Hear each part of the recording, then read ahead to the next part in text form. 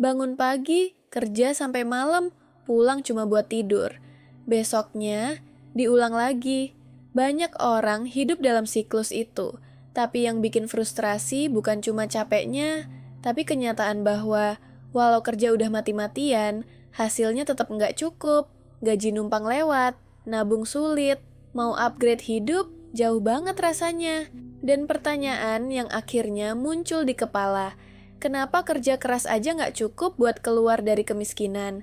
Coba kita lihat data. Menurut laporan BPS dan Semeru Research Institute, mayoritas pekerja miskin di Indonesia justru bekerja di sektor informal. Tahun 2022, lebih dari 56% tenaga kerja di Indonesia ada di sektor informal, seperti buruh bangunan, pedagang kaki lima, tukang ojek, atau buruh tani. Mereka kerja dari pagi sampai malam, tanpa jaminan, tanpa pensiun, dan upahnya kadang jauh di bawah UMR. Ambil contoh kisah nyata dari seorang buruh tani di Kulon Progo, DIY, yang sempat diwawancarai oleh Kompas. Namanya Pak Ponijan. Tiap hari kerja dari jam 6 pagi sampai sore, upahnya 50.000 sehari. Itu pun kalau ada pekerjaan, dalam sebulan paling banyak bisa kerja 20 hari. Artinya, penghasilan bulanannya cuma sekitar 1 juta rupiah. Istrinya bantu dengan jualan jamu keliling. Tapi semua penghasilan habis untuk kebutuhan harian. Nabung, nggak sempat kepikiran. Dan kisah kayak gini bukan 1-2, tapi ribuan orang di desa-desa dan kota kecil ngalamin hal yang sama. Nah, itu satu sisi. Di sisi lain, ada juga orang yang kerja di kantor. Gaji lumayan, tapi tetap merasa miskin. Ini realitas kelas menengah kota besar. Gaji UMR Jakarta 2024 sekitar 5,1 juta. Tapi biaya hidup di Jakarta juga tinggi. Sewa kos bisa 1 juta lebih. Transportasi, makan siang, kopi pagi, langganan streaming, cicilan HP, tahu-tahu habis sebelum akhir bulan. Gue pernah baca laporan dari Kata Data 2023 yang bilang 74% anak muda Indonesia merasa kesulitan menabung karena pengeluaran gaya hidup. Salah satu contohnya datang dari kisah nyata yang dibahas dalam The Jakarta Post. Seorang karyawan muda bernama Agung, kerja di perusahaan swasta di Jakarta. Gajinya 7 juta, tapi tiap bulan habis. Agung cerita dia nggak boros, tapi kos, makan, transport, dan hiburan udah cukup menguras. Ketika dia coba hitung ulang, ternyata banyak pengeluaran kecil yang jadi kebocoran. Ngopi 20.000, makan di luar 40.000, langganan yang nggak dipakai tapi tetap aktif. Di situ dia sadar, kerja keras penting, tapi kalau nggak ada pengelolaan tetap tekor juga. Kita masuk ke alasan utama kenapa kerja keras aja nggak cukup. Karena kebanyakan orang cuma mengandalkan satu sumber penghasilan, yaitu tenaga mereka sendiri. Mereka tukar waktu dengan uang. Tapi waktu manusia itu terbatas. Kalau sehari kerja 10 jam pun tetap ada batasnya. Begitu sakit atau harus berhenti sebentar, penghasilan langsung mandek. Makanya, mereka yang pelan-pelan bangkit dari kemiskinan biasanya mulai dari bikin sistem penghasilan tambahan. Contohnya bisa kita lihat dari kisah nyata Mak Jahrah, ibu rumah tangga di Semarang yang dulu hidup dalam kemiskinan. Ceritanya sempat diangkat oleh media lokal. Dia mulai dengan bikin keripik singkong di dapur sempit rumah kontrakan, jualan ke tetangga, titip ke warung.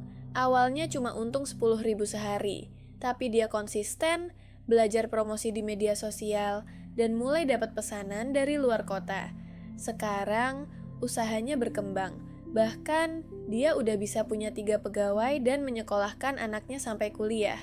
Semua dimulai dari usaha kecil yang dikelola dengan sabar. Tapi, di sisi lain, banyak yang kerja keras tapi tetap miskin karena nggak pernah investasi. Padahal, uang yang ditaruh di tabungan aja nilainya terus turun karena inflasi. Menurut data OJK 2023, hanya sekitar 11% penduduk Indonesia yang berinvestasi di pasar modal. Artinya, mayoritas uang masyarakat cuma ngendap di tabungan atau bahkan cuma cash. Salah satu kisah menarik datang dari Gani, seorang tukang parkir di Bandung.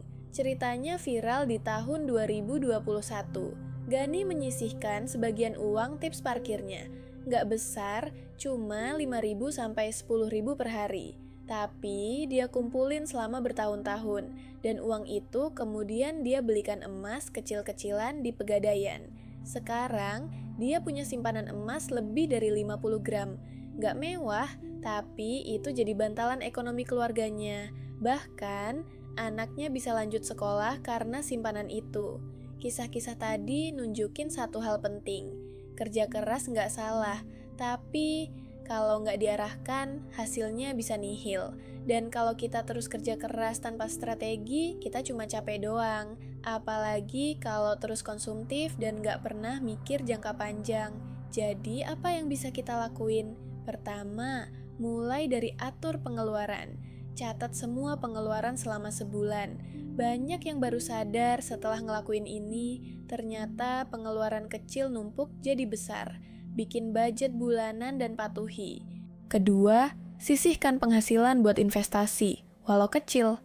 Bisa mulai dari emas, reksadana, atau beli saham blue chip lewat aplikasi yang diawasi OJK. Jangan tunggu gaji besar dulu baru mulai investasi. Kalau nunggu, nggak akan mulai-mulai. Ketiga, belajar skill baru yang bisa diuangkan. Zaman sekarang, ada ribuan kelas online gratis. Lo bisa belajar desain, edit video, data entry, nulis konten, coding, dan lain-lain. Banyak kisah sukses yang berawal dari belajar skill tambahan. Contohnya, Priska, mantan karyawan yang di PHK saat pandemi, sekarang jadi freelancer penulis konten dan bisa dapat penghasilan 2 kali lipat dari gaji sebelumnya. Kisahnya dimuat di CNBC Indonesia. Keempat, kalau bisa cari sumber penghasilan tambahan. Nggak harus langsung buka bisnis besar. Mulai dari jualan online, dropship, freelance, atau bahkan ikut program afiliasi. Pelan-pelan, penghasilan tambahan ini bisa jadi penolong saat penghasilan utama mandek. Dan yang paling penting, ubah pola pikir dari kerja buat uang. Jadi, bangun sistem biar uang yang kerja buat kita. Kesimpulannya, iya, kerja keras itu penting. Tapi kalau kamu cuma ngandelin tenaga tanpa strategi, tanpa pengelolaan, dan tanpa rencana jangka panjang, maka kamu akan terus muter di tempat. Kamu capek, tapi tetap miskin.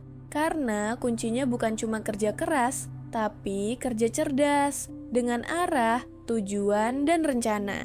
Kalau kamu ngerasa video ini membuka cara pandang kamu tentang kenapa kerja keras belum tentu bikin kaya, klik tombol subscribe sekarang juga. Karena di channel ini, kita akan terus bahas strategi finansial dengan cara yang santai tapi berbobot, buat bantu kamu keluar dari lingkaran kerja keras yang nggak berujung. Kita ketemu lagi di video selanjutnya.